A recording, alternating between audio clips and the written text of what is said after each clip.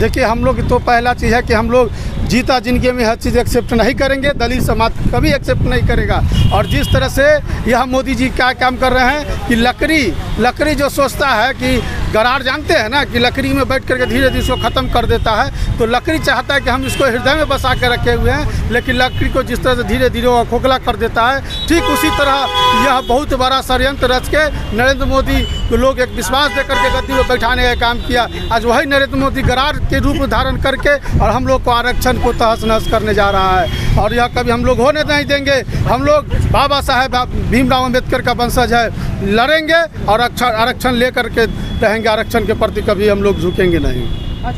देखिए, इससे पहले भी सरकार रही है, लेकिन इस तरह का घटिया नियम कोई सरकार नहीं बनाई है। और आप लोग देख लीजिए, आज नरेंद्र मोदी को इतिहास के सुनहरे अक्षरों में लिखा जाएगा कि अगर भ्रष्ट प्रधानमंत्री कोई हुआ तो वह नरेंद्र मोदी हुआ। आप लोग ने देखने का काम किया है क्या कभी आरक्षण ख़त्म करते हैं तो कभी सब चीज़ रेल सेल तेल सब बेच देते हैं, और जो विपक्ष है उसको CDBI DBL लेकर फंसा देते हैं। तो यह एकलौती ऐसी सरकार है कि मुसलमान विरोधी है, दलित विरोधी है, आरक्षण विरोधी है, शिक्षा विरोधी है, रोजगार विरोधी है। तो ऐसी सरकार को हम लोग उखाड़ फेंकने का काम करेंगे अगर हमको अधिकार नहीं मिलेगा तो।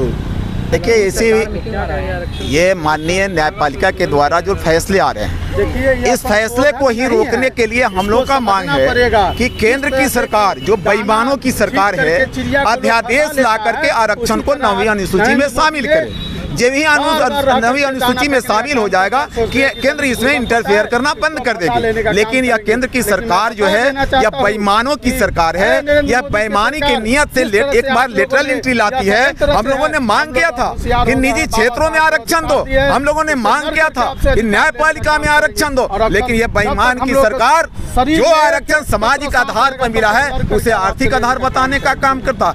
आज भी माननीय हम कहेंगे पूर्व मुख्यमंत्री जीतन राम मांझी की बड़बोल है और आरक्षण के खिलाफ जो बोल रहे हैं, तलवे चाट रहे हैं भाजपा का। निश्चित तौर पर उनको भी यह बातें सोचनी पड़ेगी कि आरक्षण सामाजिक स्तर पर मिला, जिसके कारण मुख्यमंत्री रहे, मंदिर में जब प्रवेश किए मंदिर को धुलाया गया, मंदिर का पट बंद कर दिया गया। इसलिए सामाजिक आधार पर मिला हुआ आरक्षण हम लोग मांग करते हैं, हम लोग डिमांड करते हैं इसे 9वीं अनुसूची में सरकार, केंद्र की सरकार डाले।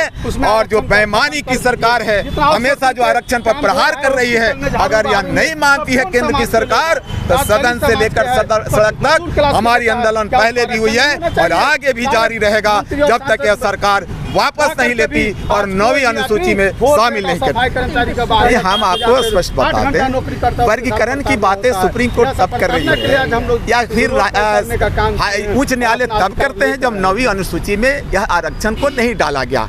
हम तो मांग मेरा यही है कि आप अध्यादेश ला करके 9वीं अनुसूची में मेरे आरक्षण को डाल दो ताकि किसी के माध्यम से इसे छेड़छाड़ नहीं की जाए।